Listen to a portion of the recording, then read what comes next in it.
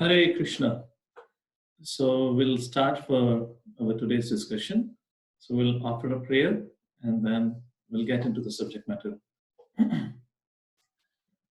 Om Ajnanatimirandasya Jnananjana Shalakaya Chakshurunmilitam Vina Tasmai Shri Guruve Namaha Namo Vishnupadaya Krishna Prishtaya Bhutale Srimate Bhaktivedanta Swami Niti Namine Namaste Saraswate Devi Gauravani Pracharine Nirvishesha Shunyavadi Vashatade Shatarine Jai Shri Krishna Chaitanya Prabhu Nityananda Shri Advaita Gadadhar Shivasadi Gaur Bhaktivinoda Hare Krishna Krishna Krishna Hare Hare Hare Ram Ram Ram Hare Hare. Hare Krishna. So thank you all for joining. We are on the fourth topic of the Gita Western course. And yesterday we started the discussion on the topic called as One God or Many Gods. And yesterday when we began our discussion, I kind of gave you a background about Hinduism and the current situation. And in regards to Hinduism, what we call as the culture of Bharat as Hinduism, in today's context, there's a lot of confusions, misgivings, and misunderstandings, whatnot. And through this session, we are trying to address those. So yesterday we saw some of the points like why did God created so many religions? What is the meaning of religion? In other words, what is the meaning of word dharma? In that context, we have spoken about Sanatana Dharma. Along with that, we had also discussed the history of prominent religions, because sometimes some followers of some religions claim that their religion have monopoly on God. So we had discussed that point while trying to look into the history of each of the religion and how old are they. How can we resolve the contradictions in different religions? What are the differences and similarities in prominent religions? So we had elaborated that. What are the similarity differences and how to reconcile? And we also saw the different levels of worship. Why there are different religions, one of the things that we discussed is, the idea is there are different kinds of religions can be understood in the context of different entry points to approach the Supreme Personality of Godhead. So there are people with different intentions and purpose that they approach God.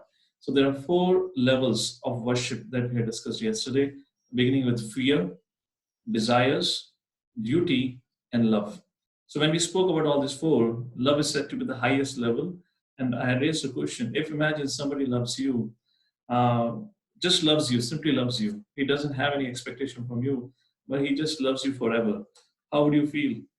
So most of you had responded, you all would feel so grateful. You'll be so happy that the other person loves me unconditionally. So that's the time we were discussing, like similarly, God is most pleased when his child or his children learns to love him. And this was the concluding part of our yesterday's discussion. So then I had this question: which scripture exclusively teaches us about the science of love, or how to love the Lord?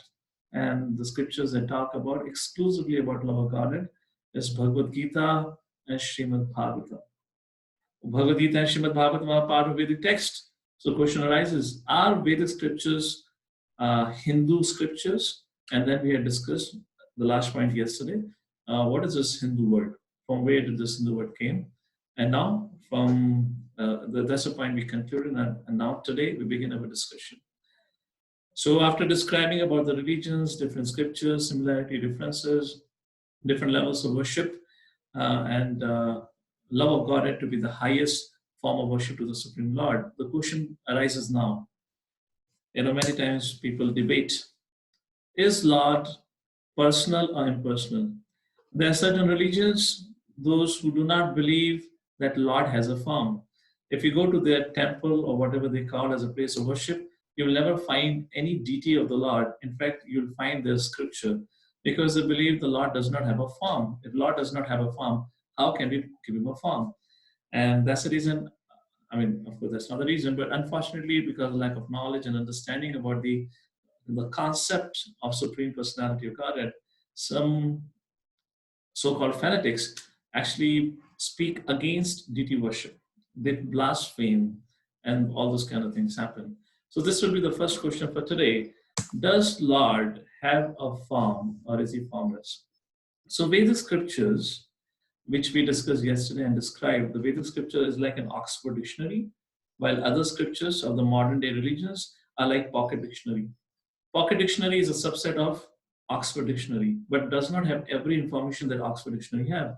That's the reason when we were talking about Jesus, when we were talking about Prophet Muhammad, we gave the quotations from their respective scriptures where we saw that how they wanted to teach more, but they could not because of time, place, circumstances, and also because of the kind of audience and the followers they had. So similarly, so in that context, Vedic scriptures, when we were talking about Vedic scriptures yesterday, we said Vedic scriptures, does not restrict to anyone. It accommodates everyone, and it encourages anyone wherever they are just to get moving forward. In other words, just to progress in their spiritual life. So, according to Vedic scriptures, which is compared as Oxford Dictionary, the mother of all religions, the mother of all scriptures, according to Vedic scriptures, scripture says the Lord have both form and is simultaneously formless. This is a verse which comes in Srimad Bhagavatam, first canto. Vadanti tat tattvavidas tattvam yajnanam brahmatmeti brahmatmeti भगवान इति शब्दते. भगवान के तीन स्वरूप होते हैं. ब्रह्मन, जिसको formless कहा जाता है.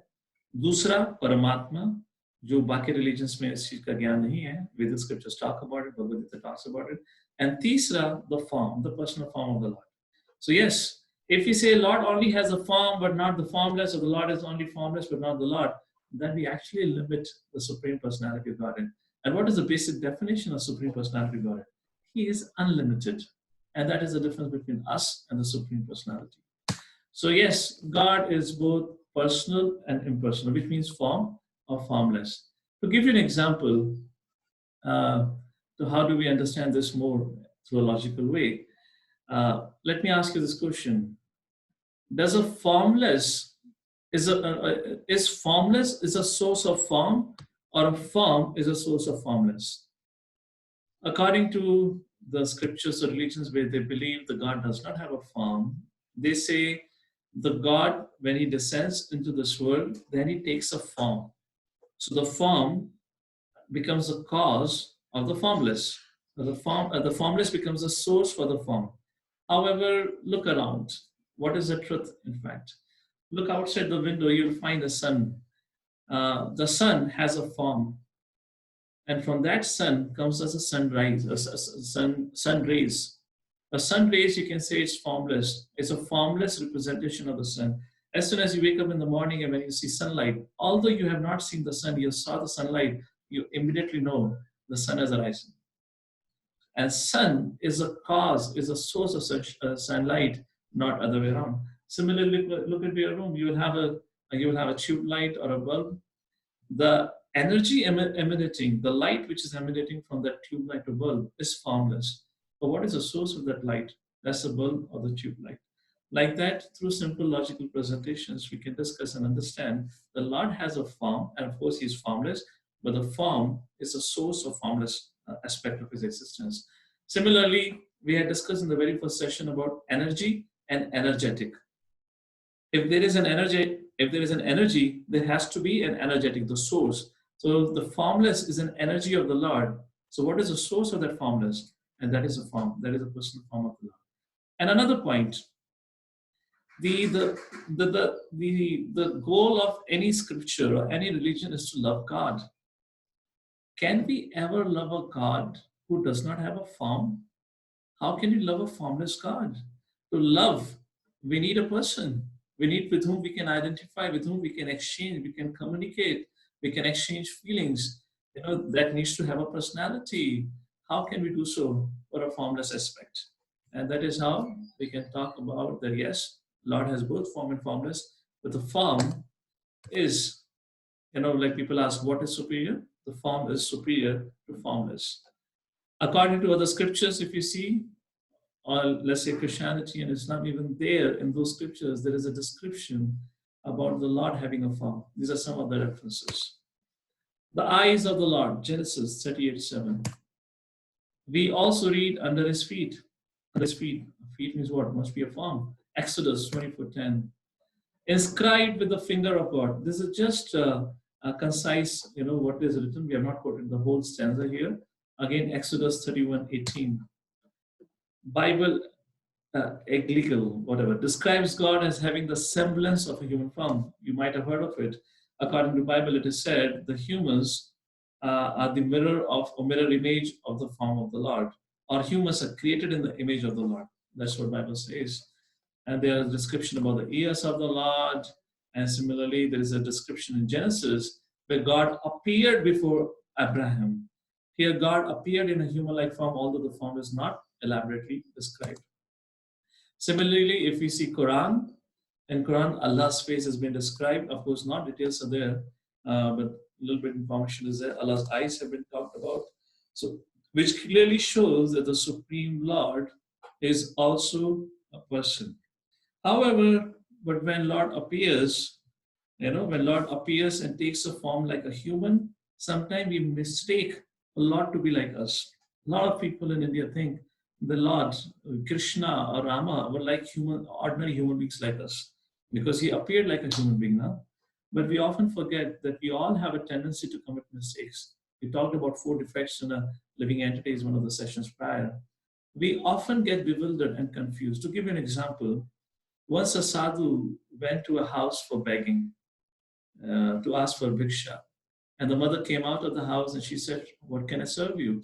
The sadhu said, "Any bhiksha you would like to give me?" So the mother said, "Yes, give me some time. I'll go inside and bring a plate of prasadam for you." The sadhu said, "Okay, all right, I'll wait outside." The mother went inside and sadhu heard the mother chastising her child. And mother was chastising her son and she said, "My dear son, you are supposed to eat elephant today. Why did you grab the tiger? Didn't you eat tiger yesterday?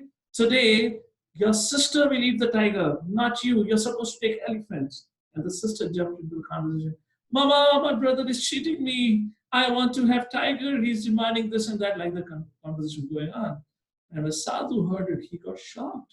Oh my goodness, what kind of family is this? They're eating tigers and the elephants? So he began to retrace his step backward and he wanted to run away from there. In the meantime, the mother came out with a plate of prasadam and she looked at the face of a sadhu. Sadhu was shocked. He was astonished. He was scared. And when the mother looked at the face of a sadhu, she asked, "My dear sir, what happened? Why you look so worried?" With a great difficulty, he said, "What kind of family you are? Your kids eat wild animals?" And the mother, when she understood what the sadhu meant, she began to laugh. She said, "No, no, no, you misunderstood. Our kids don't eat wild animals. They were talking about lions, the tigers and the elephants. Actually, those tigers and elephants are nothing but the candies in the form of a tiger and elephant. Although the candy looked like a tiger and elephant, but was not actually a tiger and elephant." So similarly, because we see a Lord in a human form, it does not mean the Lord is like a human. What is Lord made up of? Then what is Lord's, the form is made up of? For humans, our body is made up of the skin, the blood, the bones, and all those 7 elements. And of course, it comprises of earth, water, fire, ether. However, the Lord's form is made up of Sat Chit Ananda. His form is non-different. His body and soul is one, Sat Chit Ananda. And when he appears here, he does not take any form. He appears in his natural form as it is. We'll describe about this more ahead. And that is how we see the Lord has both personal and impersonal form, but the form is the source of formless. Now comes another question. Is there one supreme Lord? Or do we have some options to choose from? Because different religions have their own different gods. Let me put it this way. For example, sun. In Sanskrit, we call it Surya. In a Spanish language, we call it differently. In different languages, the same sun is called by different names. Does it become different or is it still the same? Let's try to be a little interactive here. The sun, what we all see in the morning until the evening, is called by different names according to different religions, according to different uh, demography and the languages. Because somebody calls the sun as sun or somebody calls it as a Surya, does it mean now that's their property and the sun doesn't belong to anyone? What do you think about this? Of course, the answer is no. The sun is for everyone. According to particular dialect, people call him. Similarly, in different religions, different scriptures, the same Supreme Father is called by different names. So, what is the problem? Why can't the Supreme Father or the Supreme Lord have different names? Look into your own life. I'm pretty sure when you were a child, your mother called you Tinku, Pinku, Chinky, Pinky, depending on what gender you were. And you may have a different school name. And when you grew up, your friends might have called you Tony, Pony, Tinku, Pinku. Again, depending on what gender you have. And when you grow up, similarly, your brother may call you as a sister, your father and mother may call you as a beti or beta, your husband and wife may call you as a hubby and whatnot. According to the different relationship, even a person in this world acquire different names. So what is the difficulty and why unnecessary we debate or fight about that name, my God is superior, only this particular name of the God is the best, or this is the only reality, everything is Satan, and what they call, as we discussed yesterday, when people try to defend and claim that my religion is the only religion, is the best religion, everything else is satanical, Satanism, or whatever they call kafir and all that. Actually, this is not a religion. That's not practice of dharma. That is just justifying one's false ego. Because I believe in something, that something has to be the best because I am the best. And that's how people today, on the name of religion, they keep on fighting with each other. But they're actually not defending or sharing the message of God. They're actually trying to protect and increase their own false ego. So is there one supreme Lord? That's the subject matter here. Let's take a look across different religions. What does Christianity talks about? Christianity, for them, the prominent scripture is Bible. Bible is not spoken by the Supreme Father or the Supreme Lord. Bible contains the words spoken by Jesus. Jesus never ever claimed himself to be the Supreme God. He said, I am the Son of God. That's about Christianity. Let's take a look at Islam. For Islam, there is sacred scripture is Quran. In Quran, it contains the words spoken by Prophet Muhammad. Now, did ever Prophet Muhammad claim that I am the Supreme Father? No. He is a prophet who received the message from the Supreme Father. Similarly, if you see Judaism, Moses, he was a messenger of God, but he is not God. No, whether that's what compiled Torah, if I'm correct. Similarly, if you see Sikhism, Guru Nanak, of very great spiritual teacher, but Guru Nanak is not the Supreme Father. Same for Buddhism. Buddha never claimed that he's Supreme Father. He came to teach meditation and the path of renunciation. Take a case of Jainism. Mahavir Jain, he never claimed himself to be Supreme Father. In fact, he was a liberated personality and a perfected soul. None of the modern religions that we see around, from Christianity, Islam, Judaism, Sikhism, Buddhism, or to Jainism, or any other religion for that purpose, none of their scriptures claim to be spoken by God. None of them. And yet they all indicate to some Supreme Father, true. And they call that Supreme Father with different names. But the question is, who is actually the Supreme Father? And that's what I always say. Bhagavad Gita is the only text, scripture in the whole world which is directly spoken by the Supreme Personality of Godhead. Now, before we get into it, who Krishna is Krishna really a Supreme Personality of Godhead? Let us first establish briefly, what is the definition of Supreme God? Does anyone remember? In the very first session, Does God Exist? We concluded that session with the definition of Supreme God. What is the meaning of Supreme Father, Supreme God? He is the cosmic supreme dash dash dash. Does anyone remember? What is the definition of Supreme Father? Satchitananda. Okay. Now, what did I speak about it in the first session? Yes, Aditya, CEO. What does CEO stands for? And that is Supreme Creator, Supreme Enjoyer, and CEO and the owner, like that. So definition of the Supreme Father is the Supreme CEO. And let's take a look what our scripture says. According to Vedas, what is the definition of God? Does it say the same as what we're talking about? He's a supreme controller, enjoyer, proprietor. We'll give you some verses from Vedas for that reason. This is a verse from Brahma Samhita, which talks about the Supreme Personality of Godhead, the cause of all causes.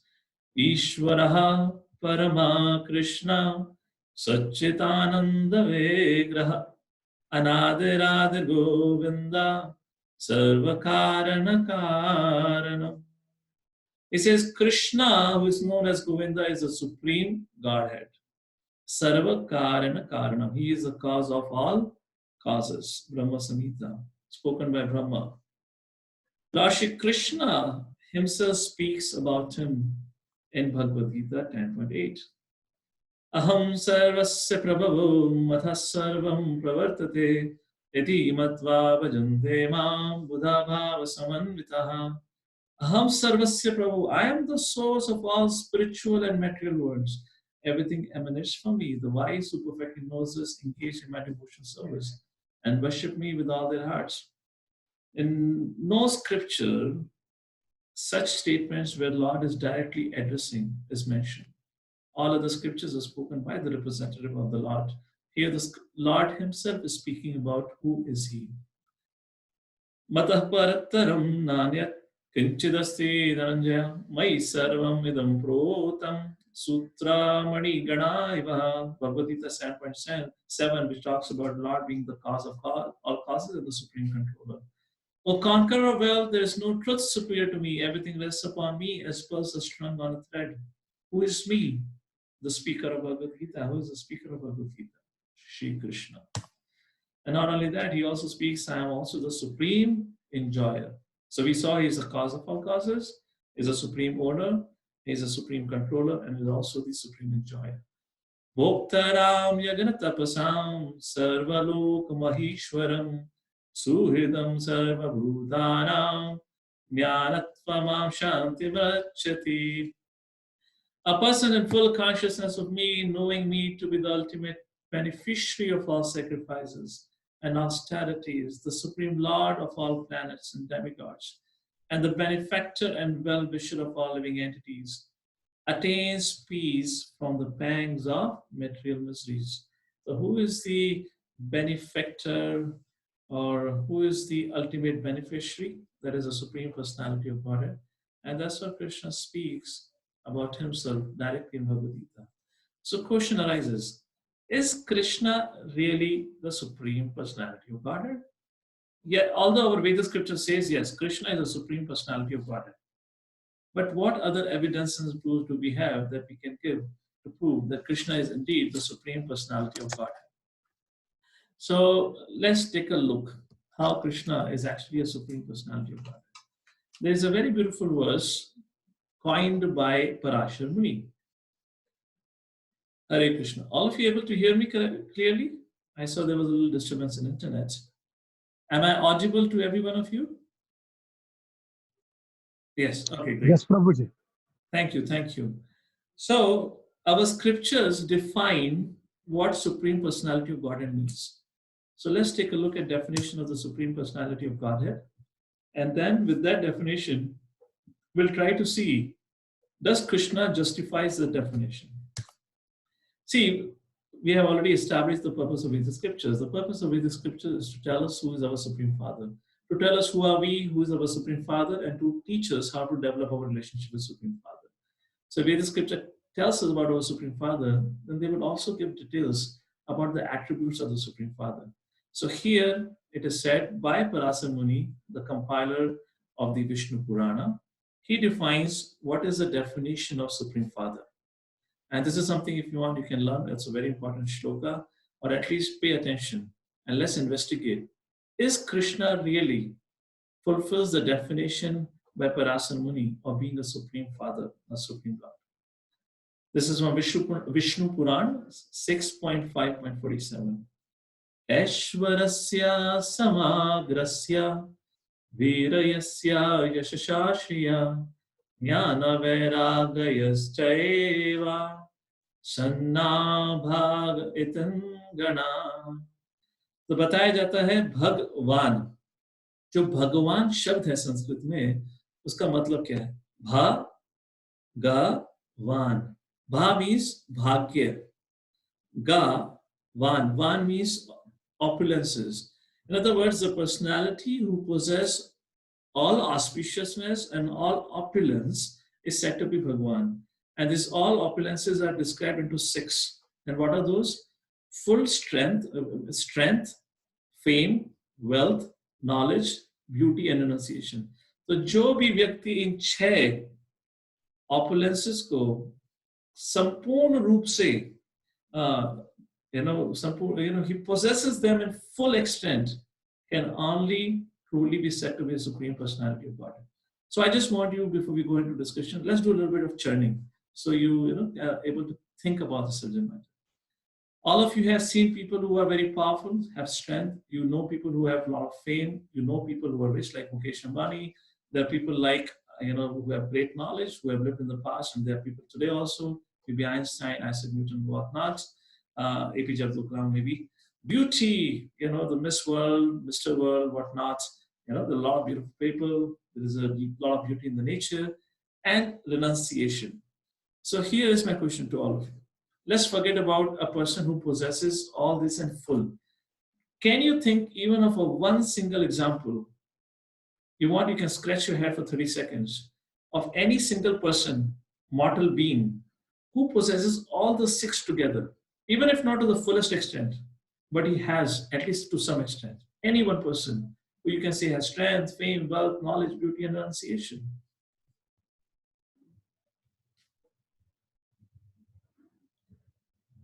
Any one of you can think? I see somebody is saying no. Not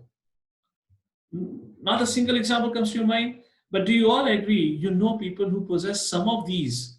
You might know somebody who has strength, who also has a fame. Somebody may have wealth, may also have a beauty. We know of these combinations, but not even a single example from this world who represents all the 6 opulences. Let's take a look and investigate. Is Krishna really the Supreme Personality of Godhead, according to the definition of Parasar Muni? The first opulence of God is wealth. So we all know, the wealth. We all know the name of this person. He is the richest person in the world, if I'm correct.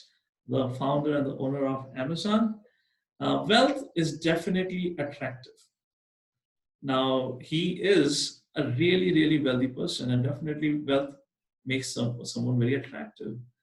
I'm not sure if really he is the most handsome person also. Of course, he can have knowledge, maybe knowledge, but definitely he's not the most strongest person. However, regardless of how much wealth he may have, he may be the richest person in the world, but he cannot be the richest person as compared to the whole universe. Who is the goddess of wealth? We all know the goddess of wealth. Dhan Sampati Ghar Aave Jai Jagadish Hare. How many of you have sang the song on the day of Diwali? Okay. Lakshmi ji, yes. Whom does Lakshmi ji serves? Every devta, every living entity wants to please Mother Lakshmi. On the day of Diwali, we don't close the doors and the windows, hoping that today maybe Lakshmi ji will be pleased and will enter the house from whichever place. We keep our doors and windows open. Yet that Lakshmi sits by the feet of the Lord and is hankering to massage and render service to the Supreme Personality of Godhead. Kindly excuse me. Let me just close down my WhatsApp. It's making some sound here. Look, Mother Lakshmi, And there's a very beautiful shloka that describes her mood. Chintamani prakara sadma shukalpa vriksha lakshavrateshu surabhi abhipalayantam Lakshmi sahastra shata sambrama sevyamanam Govindamadi purusham tamaham bhajami. This is a shloka spoken by Lord Brahma himself, and he says, I worship Govinda, that is Krishna, the first progenitor. Progenitor means the first original being, who is tending the cows, yielding all desire, and abodes filled with spiritual gems. Surrounded by millions of purpose, wish-fulfilling trees, and that is an important point. Also, Lakshmi Sahasrashat, the Supreme Personality Godhead, is served by hundreds and thousands and millions of Lakshmi. And I offer my respectful obeisances to Supreme Personality Godhead, Govinda, that is Krishna. So yes, we can be rich, we cannot be as wealthy as the Supreme Personality of Godhead.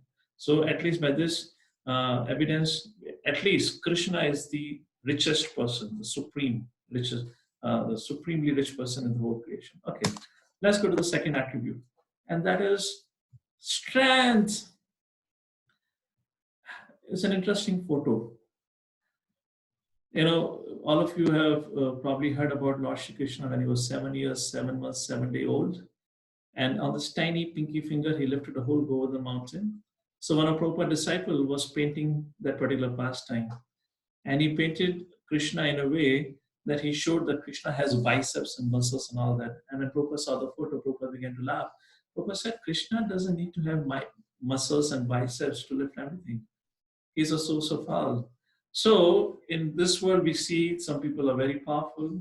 They have a lot of strength. Of course, they have to work so hard, go to gym, do a lot of exercise. And after all those austerities, they become powerful. And yes, strength is attractive, no doubt about it. But look at Supreme Lord Krishna. He was just a toddler. He was, in fact, forget toddler. He just few days old when Putana, a child-eating demon, came to kill Kana. What did Krishna do? There's so many beautiful pastimes. Of course, I can't get in every pastime of Krishna Leela right now. But what did Krishna do? Baby Krishna. He was lying in a cradle, sucking his finger and a thumb, a toenail. And Putana came to poison, to kill Krishna.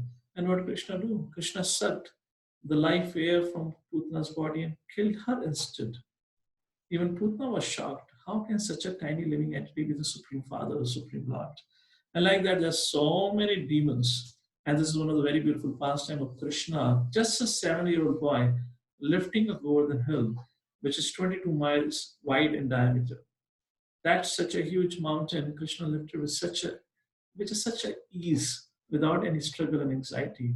You might have seen where the great bodybuilders go to that competition, weightlifting competition. They lift a weight, they try their best to raise the weight. They're totally stressed out. And although they raise it up to their head, but they cannot hold it forever. Krishna lifted over the hill and kept it like that for 7 days, 7 nights straight. Who could be more powerful than the Supreme Personality of Godhead? So yes, wealth is attractive, strength is attractive. And Krishna has both in full extent. Let's go to the third example. Is fame. Fame is very attractive. Michael Jackson, he may not have the beauty, he may not have the physical strength, but very, very famous because of his talents. I believe singing and dancing.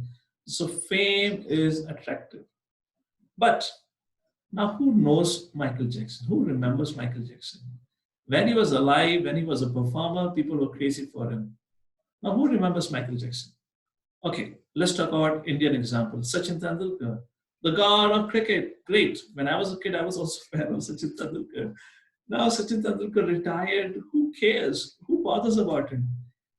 The fame, although somebody could be really famous, but that fame is temporary. He cannot be famous for all through forever. And nobody wants to talk after that person passes away and so forth. But take a look at Krishna's Leelas. More than 5,000 years ago, he appeared And because he went and he stole butter from the neighbor's house, he's until today is recognized and his glories as Makhan Chor is sung, and so many beautiful songs are composed on it. He ran from the battlefield, so he's said to be Ranchor. Like there's different names are given to him, and until today people talk and sing about his glory. Although Krishna, to our eyes physically, is not present, look about any other famous person, even if they were famous, world famous, like Beatles in 60s and 70s were the famous band. But who remembers them? Probably most of you would not know also about Beatles. But Krishna, even despite after 5,000 years, still loved, remembered all over the world. So that's about the third feature, and that is fame. Let's come to the fourth quality of the Supreme Lord. Not the fourth quality of the Supreme Lord. Yeah, the fourth feature or attribute or opulence, and that is beauty. Naturally, beauty is very attractive. Now, but the point of the beauty, whoever think about the person, whoever you think is the most beautiful person, but would that person remain beautiful all through the life? Not possible. Let's take an example of Aishwarya Rai. Once upon a time, she was the most gorgeous woman, but who now thinks she's the most gorgeous woman? Every year they have a Miss World, Miss Universe competition, and every year we have a new beauty queen or a Mr. World or Mr. Universe, like that. Another interesting thing, Hare Krishna. Okay, there was a little interference. I hope I'm audible again now. Another interesting thing about the beauty, let's say Aishwarya Rai may be the most beautiful woman even up to today, but she's not attracted to a lion or a tiger, to the monkeys. Yes or no? Among the human species only she could have some value, but not among the different species. She's not appreciated. For a cockroach, for a male cockroach, only a female cockroach is beautiful, not Aishwarya Rai. But look about the beauty of the Supreme Personality of Godhead. Even what we call as a beautiful person, beautiful object, whatever it is, what is the source of their beauty? Just like I had given an example in one of the sessions before, Srila Prabhupada was walking on a beach in San Francisco, and Prabhupada looked at a sunset and he said, "What a beautiful sunset." And everyone was looking and said, "Yes, Prabhupada, what a beautiful sunset." And then Prabhupada raised his cane and he said, "If the painting is so beautiful, then think about how beautiful would be the painter. The one who has created this beauty, how beautiful that person must be." And like that, we see not only the Gopas and Gopis were attracted to the beauties of the Lord, the bumblebees, the cows of the calves, everyone, the trees, the grass, everyone was attracted towards the beauty of the Supreme Personality of Godhead. Let's come to the fifth opulence, and that is knowledge. So far we have discussed four opulences. Anyone remembers what are the four opulences we have discussed? First, wealth. Second, strength. Third, fame. And the fourth, beauty. And each of them are very attractive. And imagine if somebody has all the four in full extent, how attractive that person would be. So far we have seen Krishna has all these four attributes and full extent. What about knowledge? Of course, knowledge is very attractive. Knowledge makes a person attractive. Even if the person is not good looking, but if he has knowledge, he or she definitely becomes attractive. So yes, we have many people who we may call, they're very intelligent, they're knowledgeable, and so forth. But for how long do we study their writings or their theories? As the time passes on, other people work on their theories and they develop more advanced theories and so forth. Or somebody else will come and say, "No, this was wrong. What he or she did before. Now this is a different aspect," and so forth. But look at the case of Lord Shri Krishna. Even for us to speak on a research paper that we have worked on, we do so much rehearsal before going to a conference. Speak in front of the mirror, speak in front of the camera, then watch a recording and verify and all that. What happened at the battlefield of Kurukshetra? To everyone's surprise, Arjuna got bewildered and he began to ask questions to Lord Shri Krishna. It is not that Lord Krishna had carried some notes with him and he was referring, "Oh, okay, maybe if Arjuna asks this question, this should be the answer." There was an impromptu dialogue between Krishna and Arjuna, and the words of wisdom spoken by Krishna, even 5,000 years later, up to today, are studied by the best of the scholars to every living entity. In one of the previous sessions, we already saw how the best of the scientists glorified Bhagavad Gita as to be the best knowledge or the best source of knowledge. So, yes, Krishna is a source of all knowledge. He does not have all knowledge. In fact, he's a source of all knowledge. He says himself in Bhagavad Gita 15, chapter 15, verse, Vedaischa sarver aham evya vedyo. Vedanta krit veda videvacham. I am the source of all Vedic knowledge. And the purpose of Vedic knowledge is to know about me, is to understand me. So yes, knowledge is again a very important feature, is very attractive. There was a great scientist, just a side note, who was very, very knowledgeable.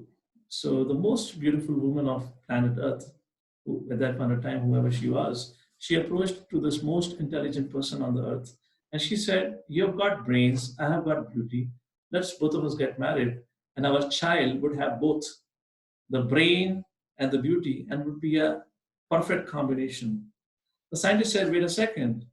What if the child, you're expecting child to get my brain and your beauty, but what if the child gets your brain and my beauty? It would be a great destruction. It's not a good combination. Anyways, jokes apart. So yes, knowledge. And Krishna says in Bhagavad Gita 7.2, Jnanam teham savijnanam idam akshami asheshatah yat jnanatvaneha vyonyach jnanatvayam avashishyate. I shall now declare unto you in full this knowledge, both phenomenal and numinous. After knowing this, you have nothing else to learn. Krishna is a source of all knowledge.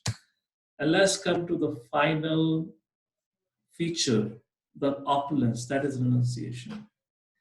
So somebody has fame, somebody has wealth, beauty, knowledge, and strength. The least they will have is renunciation.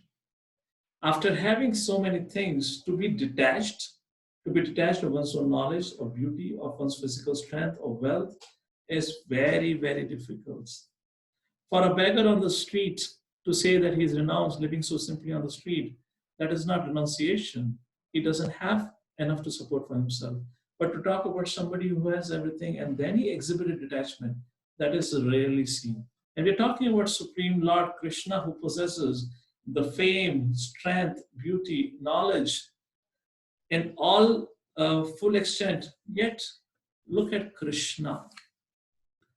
He, on the request of Arjuna, became a charioteer of Arjuna's chariot.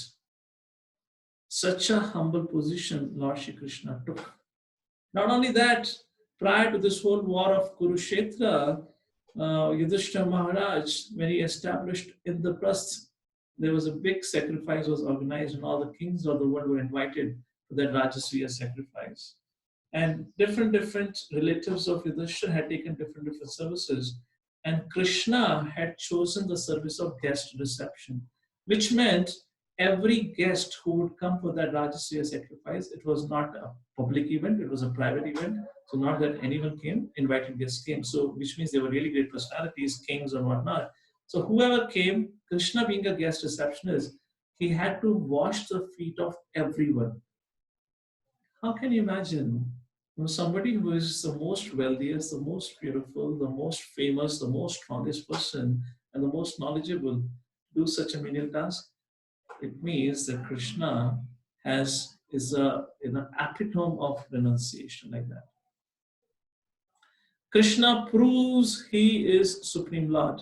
So like this, we saw the 6 features and we saw that how Krishna actually fulfills the requirement given by Parashar Muni about being the Supreme Lord or Supreme Father. Not only that, we see in Krishna Leela, time and again he proved himself to be the Supreme Father. Does anyone know what this particular pastime is and what Krishna is doing to Mother Yashoda? Anyone recognizes? If anyone of you have studied about Krishna Leela a little bit. What is this particular pastime? What does Krishna do in this particular pastime? Okay. Yeah, some of you know that. I'm glad some of you. Yes. In this particular pastime, you can see Krishna shows entire universe in his belly. Krishna proves he is the Supreme Lord. In 11th chapter of Bhagavad Gita, what is this form? Krishna showed a special form to Arjuna. What is this form is called as? Yes, all of you are correct. He ate mud and all that. Yes, this is a universal form, Virat Roop, in which Arjuna saw Krishna being present everywhere. Time and again, Krishna proved that he is the Supreme Lord and Supreme Father. So, who is Supreme Lord? What are the qualities of the feature of Supreme Father is what we have discussed so far. Let's continue to the next. Sorry, this is not the end of the session. There are some more things to discuss quickly. So we have discussed so far the four things. Why there are so many different religions? Is there one Supreme God? Is God personal and impersonal? And who is Supreme Lord? And now we come to the last two topics. Who are the Devtas? And what is the relationship between Supreme Lord and Father? Before I go ahead, anyone has any question on the subject matter that we have discussed so far? If you want, you can unmute yourself, you can speak up, or if you want, you can type.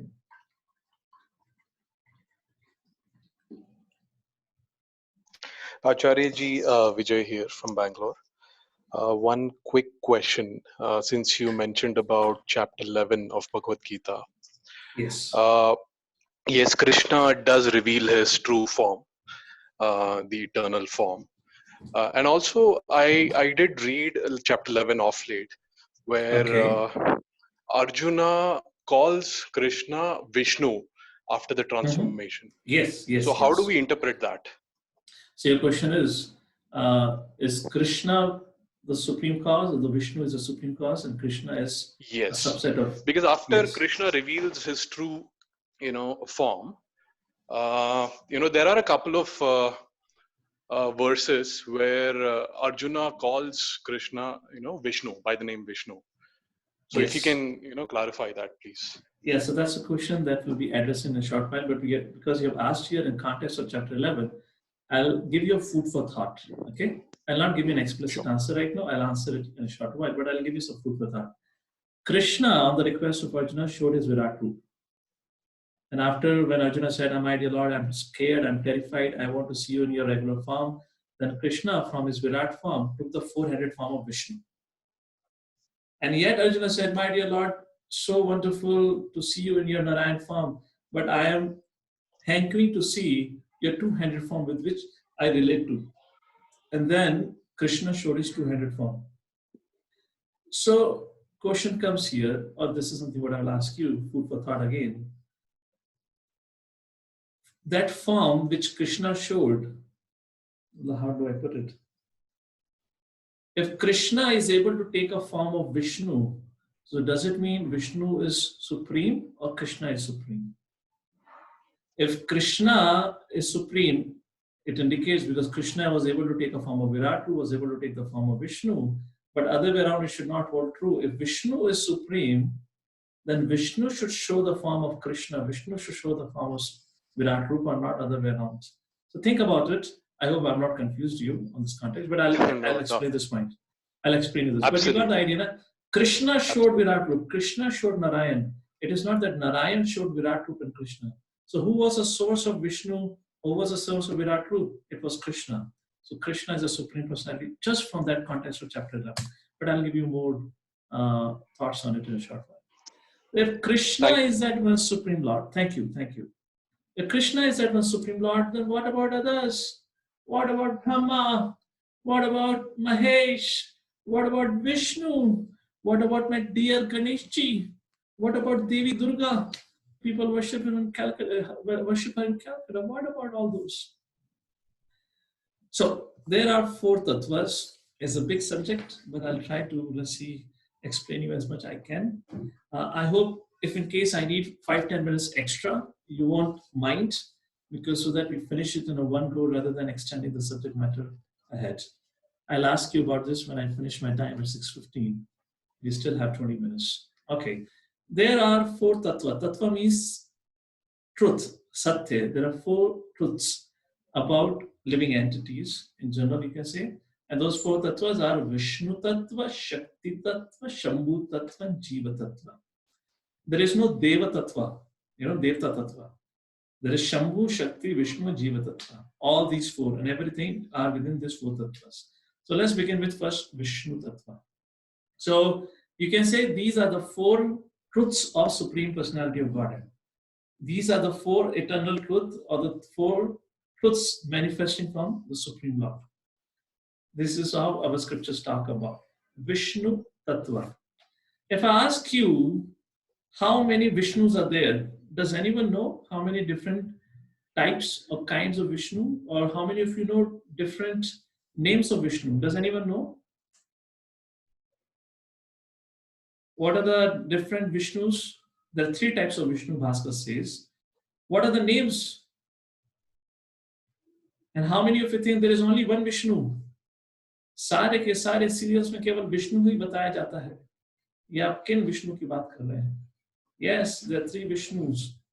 Karanadakshay, Garbhodakshay, and Kshirodakshay Vishnu. So what is the relationship between Krishna and Vishnu? Let's address it right up here only. So our scriptures explain Krishna and Vishnu are same yet different. How? Just like a Supreme Court judge, when he goes to Supreme Court, he's in a professional attire. But when he comes back home, then he's a father, probably a son, or maybe a grandfather. He's the same person, but according to his responsibilities, he's in a different role. Similarly, Krishna, who is the Supreme Lord, Supreme Father, if you have ever gone to any temples, whenever you have seen Krishna, you will see only Krishna is seemed to be not doing any work. He seems to be only enjoying. How many of you agree? Every one of you have seen Krishna playing flute. You would have never seen Krishna lifting any weapon or killing any demon or like that. Even Lord Ram, you will see holding a weapon, which represents protection. You might have seen Durga, you might have seen Shiva killing a demon with a trishul or whatnot.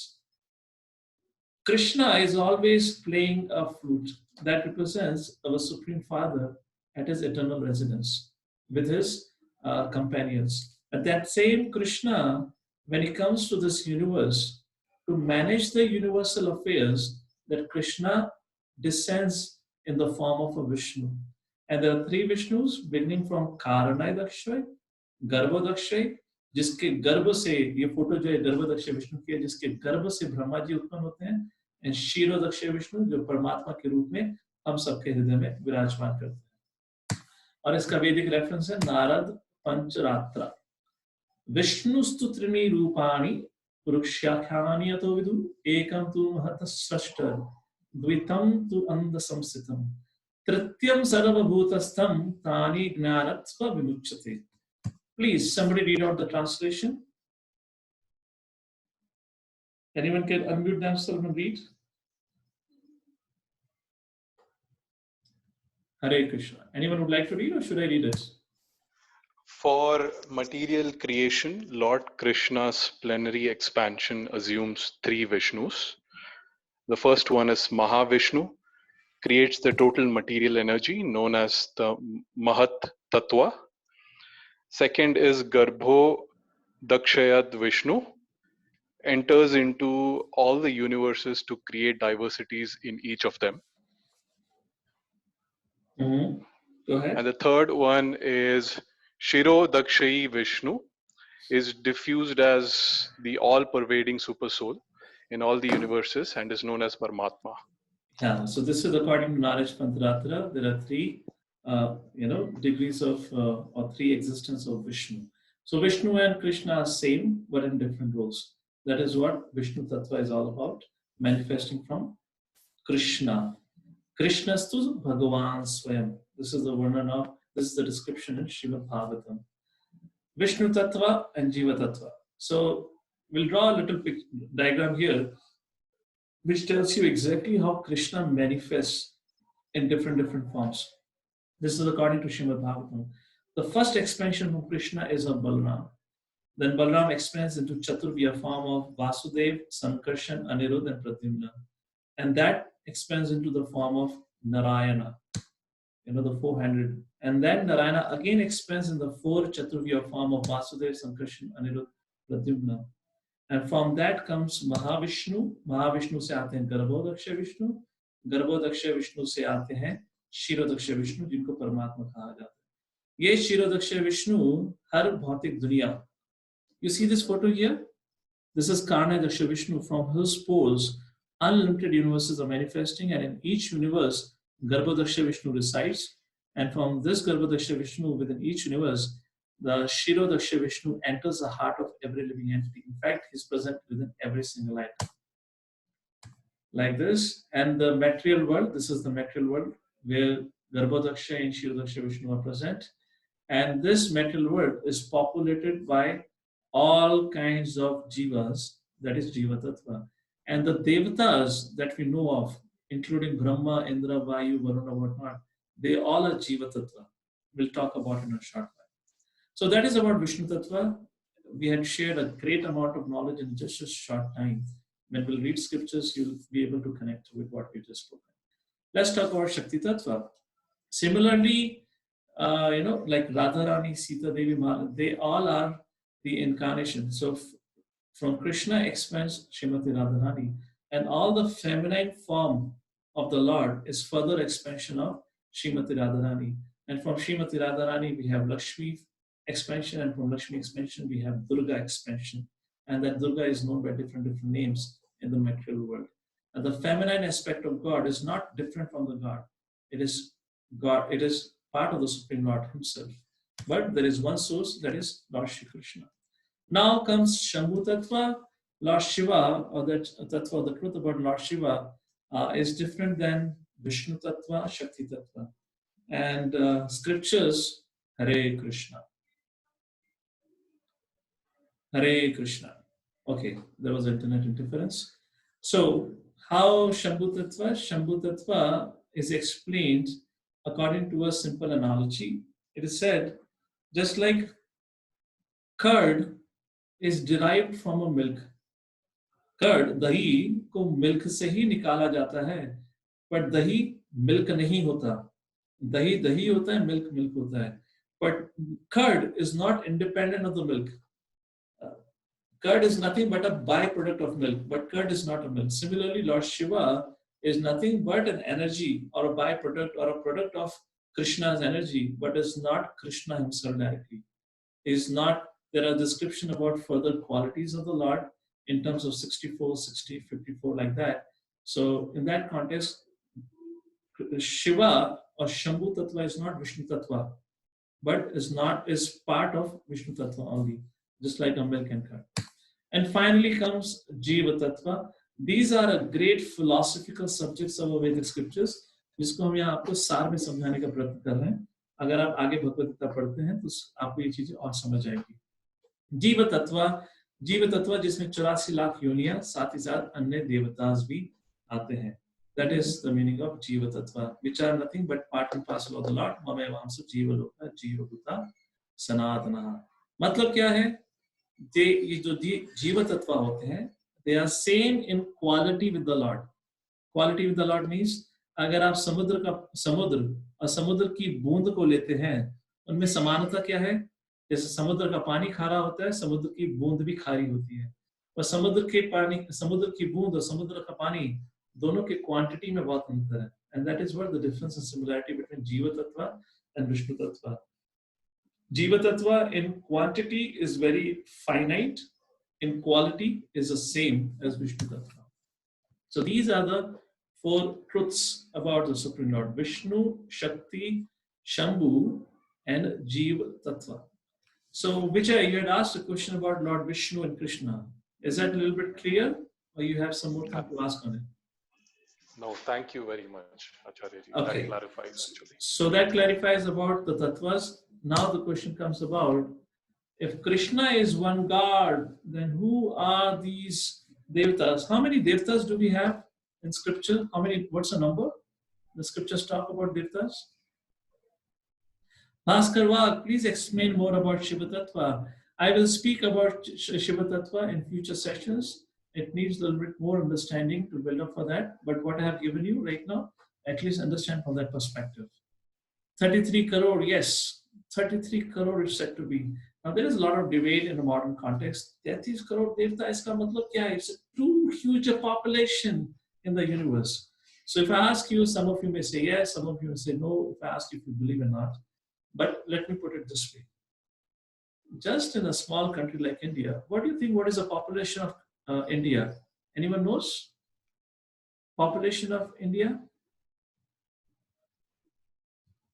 130 crore. A small piece of land, जिसको आज हम India कहते हैं, that has a population of 130 crore. Why do you find it so difficult that the rest of the universe, such a massive universe, cannot have 33 crore gods?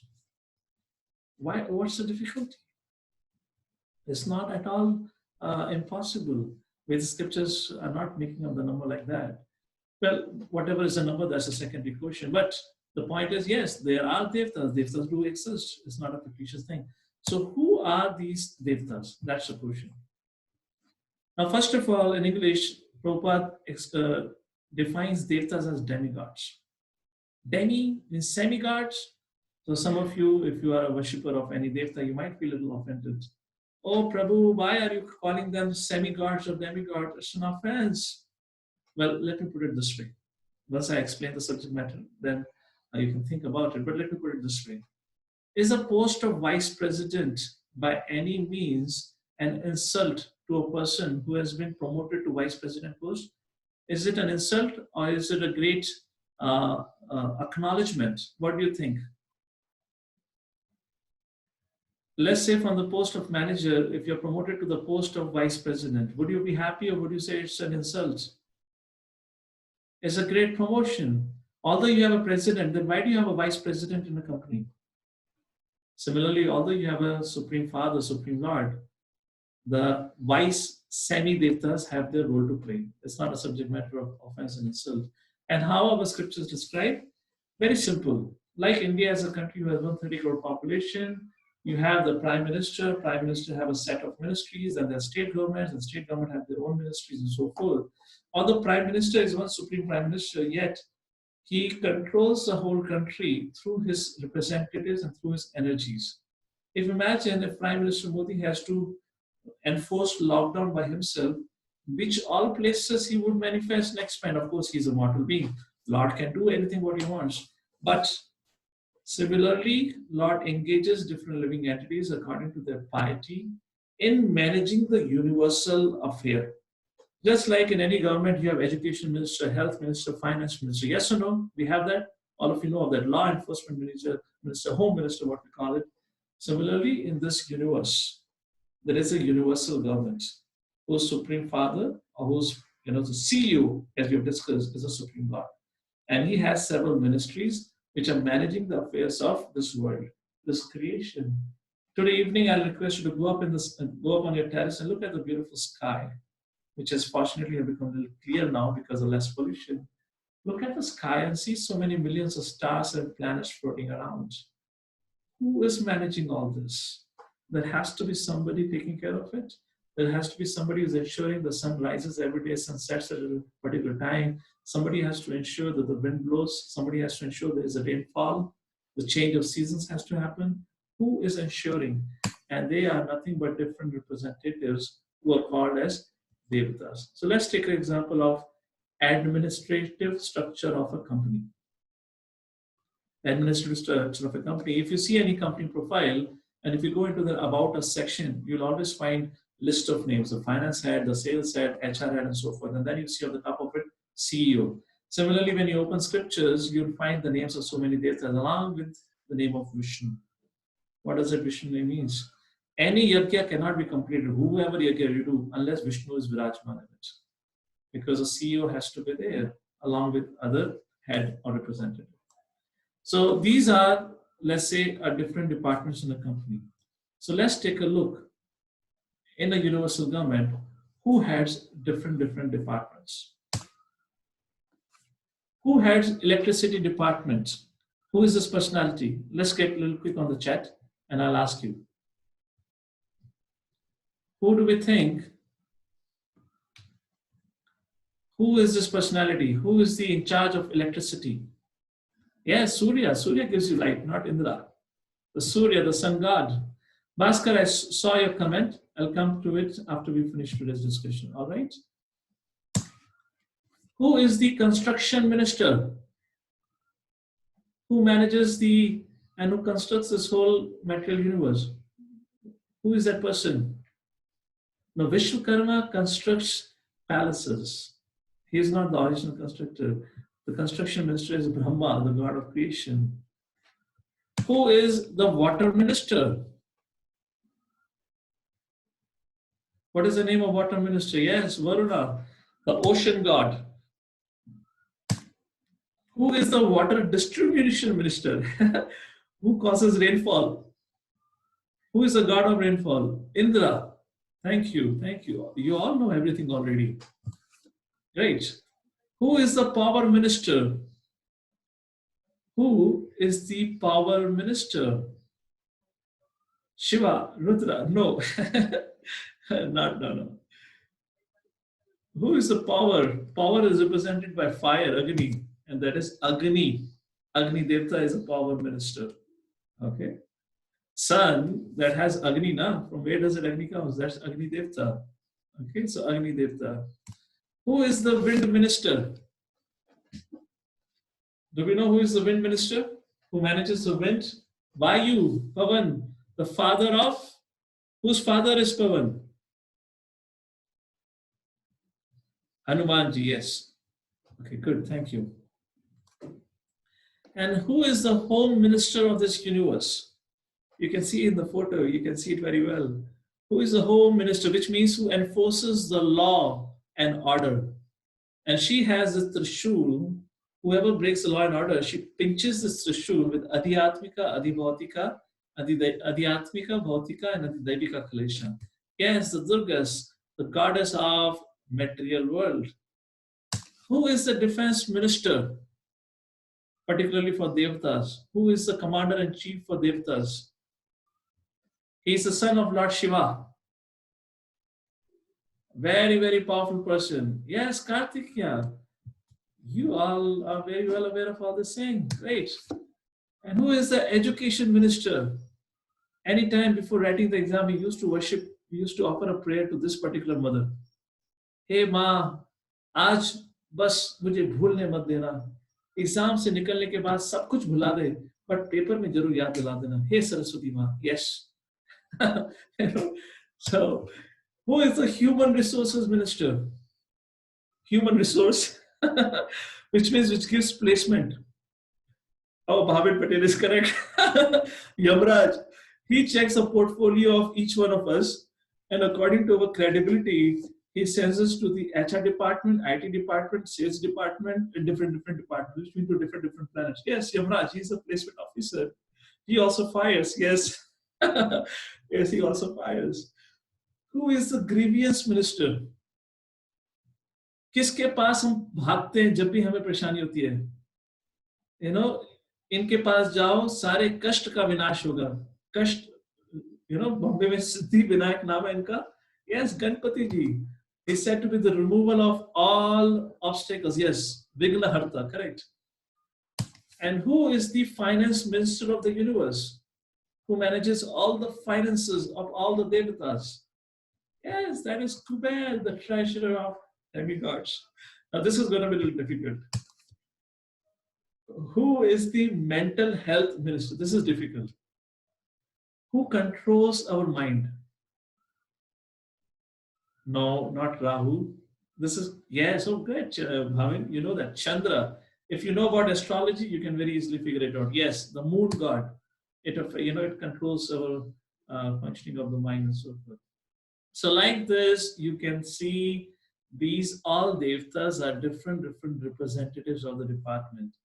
Do you all agree now? These are not the supreme personality, but they're handling different departments. And to call them demigods is by no means an insult to them, is in fact a great acknowledgement. By calling them demigods, which means they are very great personality as compared to ordinary living beings like us. We are not that special, otherwise we would have got that position or a place of representative of the Supreme Lord for handling important departments on his behalf. So what is the difference between Supreme Lord Krishna and Devtas or demigods? I'll just take a couple of more minutes. It's 6:15, our time is up. So I hope you are not too much caught up. So if 5 or 10 minutes, I'll finish it, okay? So we'll just conclude the topic today. So what is the difference between Supreme Lord and Devtas? Let's make a concluding slide on that. And let's take a look. Criteria, numbers. Krishna, 1. Can we have 2 people who can unmute themselves and they can read out? I will read the criteria and one person can speak up for Krishna and other person can read out the demigod section. Are there any 2 people who would like to join and will speak? Yes, Prabhuji. That's, who is that? Sonam? Sonam, yes, Prabhuji. We can have one more person who can join in. Can speak up. Hare Krishna. Manish, okay. So Manish, you can take the category of Krishna. Sonam, you can read the category of demigods, and I'll read the criteria. Okay, Prabhuji. Okay. So criteria 1, numbers. 330 millions. So you say Krishna means 1 and demigods, for demigod 330 million, okay? Okay. Criteria post.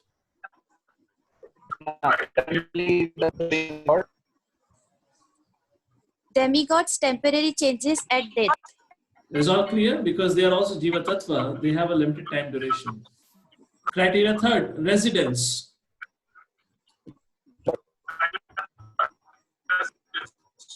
Demigods, material world, heavenly planets. So Krishna eternally resides in spiritual world and Devtas live within the universe and heavenly planets. Criteria 4, activity.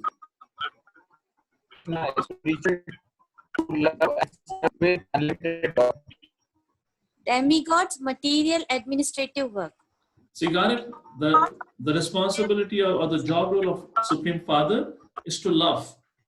Is to give love, is to receive love. Whereas for the Devtas, the administrative heads, they have to perform duties. And the last, the body. Demigods, temporal. Thank you, thank you. Both of you can mute yourself now. So yes, Krishna, as we already established before, his form is Satchit Ananda, and Devtas, they have a temporary form. They accept a body, and then when their role is over, they give it up and they move on. Just like you see example of Hiranyakashipu or Ravan, they worship different devtas. Let's say Brahma, they worship. And when they asked for a boon of eternal life, Brahma said, well, I'm not eternal myself. The father of this universe said, I am not eternal. Then what to speak about all of the devtas who were manifested by Brahma. So I hope that explains enough about Krishna and demigods. Yet there are some FAQs about Krishna and what we have. Yeah, there are some more few slides. We'll take that and conclude. This is the last slide actually. So what we just saw was actually the FAQs that we covered. The slide is placed in the wrong place. And the last subject matter for this topic. Can anyone become Supreme Lord? Can you and I become Supreme Lord? What is your understanding? There are many spiritual organizations, their gurus claim, please pay me 500 rupees or 5,000 rupees or 10,000 one-time registration fees and I'll give you a mantra. After 5 years from now, you will be Supreme Lord. You are Supreme Lord, I am Supreme Lord, we all will be Supreme Lord. There are a lot of charlatans outside like this who charge money for giving mantras and they deceive people. How a Jiva Tattva can become Vishnu Tattva? A Jiva Tattva is Jiva Tattva. It's a truth. And Vishnu Tattva is always Vishnu Tattva. Vishnu Tattva never becomes Jiva Tattva and Jiva Tattva never becomes Vishnu Tattva. This is the truth about ourselves. We cannot change that truth. That's the reason I spoke and explained to you about different Tattvas. Shambhu Tattva is always Shambhu Tattva and Shakti Tattva is always Shakti Tattva. We cannot change that. Within that Tattva, we can take different forms, perform different activities, but our identity would always remain the same. So yes, Supreme Lord is always Supreme Lord. None of us can be Supreme Lord. There is no question of competitiveness and so forth. So whatever little bit enviousness we have for the Lord, we should leave it. And that we can easily give it up when we take to the process of chanting of the holy names of the Lord. Let's all of us chant together. Hare Krishna, Krishna Krishna, Hare Hare, Krishna Hare Hare, Hare Rama, Rama, Hare Hare. Hare Hare. So Hare this is said to Krishna, be Hare the Krishna, Yajna of Kali Yuga. Hare This is said to be the process of meditation for Kali Yuga. By engaging ourselves in this process of meditation, by this process of Yajna, we can very easily realize our position, who is Supreme Lord, and our relationship. By chanting of the holy names of the Lord, whatever misgivings, whatever doubts, whatever anarthas we have, because of which we are envious of the Supreme Father, or we have doubts about the Supreme Father, all those misgivings would go away by taking to the chanting of the holy names of the Lord. And that is what Chaitanya Mahaprabhu taught. Cheto darpanam marjanam bhavamahadvagni nirvapanam.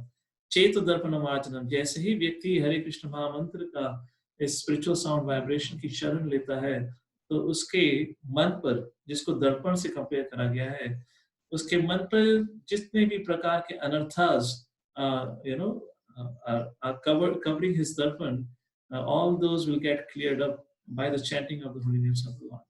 So with that, we come to the conclusion of our very, very important subject matter, God and Gods, a thing which have literally divided our community and our society. People have become faithless. The modern youth definitely don't believe anymore in the concept of Vedic culture and Hinduism, because they just cannot digest the fact that we have so many gods. So it's a very important subject matter that we should know. How many of you got a chance to read an article that I had written yesterday and shared with all of you? Are you aware? If in case any one of you have read, can you just type in if you have read it? Okay, so I had explained my own situation into that, and I very strongly connect with this particular topic, and I feel everyone should speak about this, and should discuss with others so they understand what is the truth. In case if anyone has not read, you can let us know. I will request the moderator to share it back. It's just a 5-10 minutes read. You can read and easily finish it off. It's a simple language that I have used. So with that, I'll pause here. If anyone has any question, they can please raise their question. But please try to be specific to today's discussion. Let's focus on the discussion that we had. Thank you. Who is that? Manish. Manish, yes, Manish. Manish from Noida or Mathura. Yeah, I am staying in Noida. My native is in Mathura. Okay.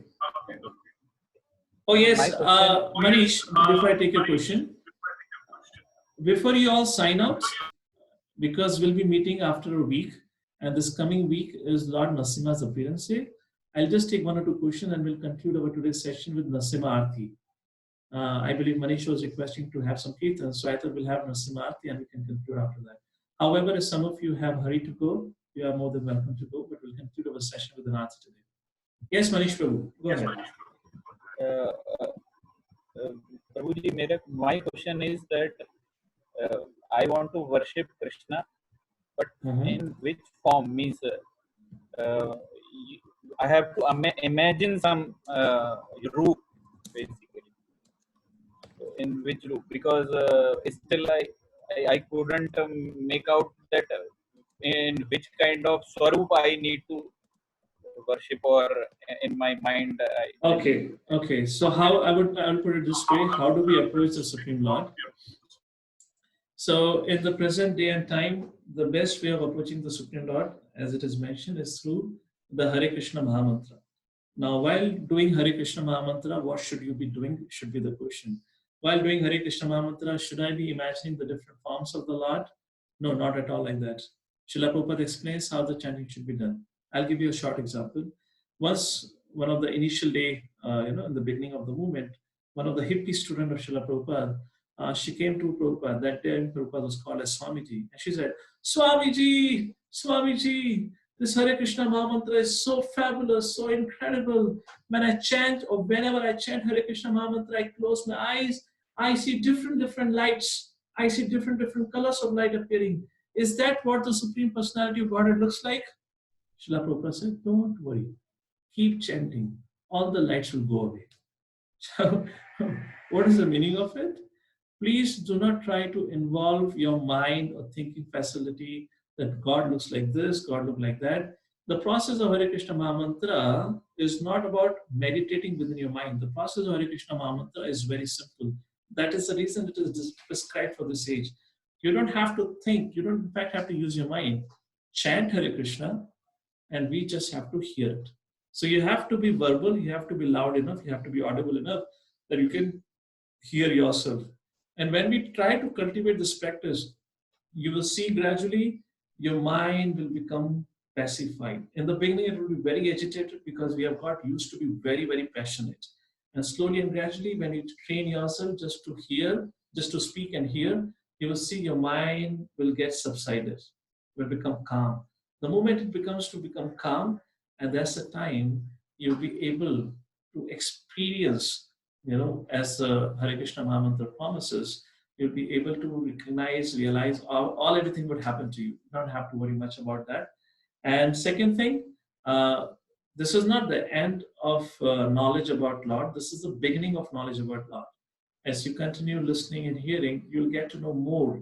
Srimad Bhagavatam have elaborate descriptions about the form of the Lord. So once we follow the initial steps, once our meditation and sadhana becomes a little more strong and more purifying, we'll be able to hold the form of the Lord, which are described in the scripture. And in any page of the scripture, if you read, the description of the Lord is always the same. So in future, I'll give you more details about the form of the Lord. However, Pranjal, if you're there, can you share the link on the chat group of Damodar Ashtakam? Manish, I will request you to go through this prayer. Okay, Prabhuji. No, just the link. Manish, our moderator will share the link on the chat group about Damodar Ashtakam. The first two verses describes the beauty of the Lord. So please read it and you'll get some idea about it. Okay? Yeah, thank you. But everything has to go step by step. As we had described, religion means advancement step by step. So rather than thinking too much about the form of the Lord, we just need to give up our thinking process first. Let us chant and hear the sound vibration, which is the initial step. Once our capacity to hear the holy names increases, then the form would naturally manifest. You have to give some time for it. Okay? Actually, Prabhuji, I am born in the area, so I know Krishna. But Yes. from last 1 month, I know something different about Krishna. So I True. yeah. We can speak personally about it. You can call me up separately. We can talk about it. Yeah. But I'm giving a more generic answer considering the whole audience. Yes. Okay? You can call me up later and we can talk about it. Anything else?